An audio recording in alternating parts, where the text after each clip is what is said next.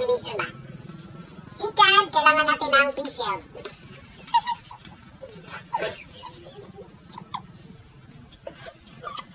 Then, meron na tayong ano no? Ang pinakamahalaga sa lahat is the code Quran. Ito, code Quran. Antik ito, antik. Galing pa to sa... Antik pa to, galing pa to sa Cuba. Then, the niyog. Ang ating maliwagang niyog.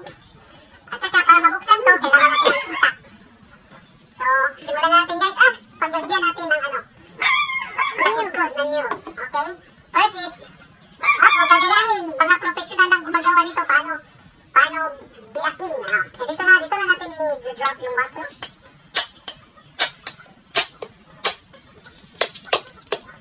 Diba guys? Ito na.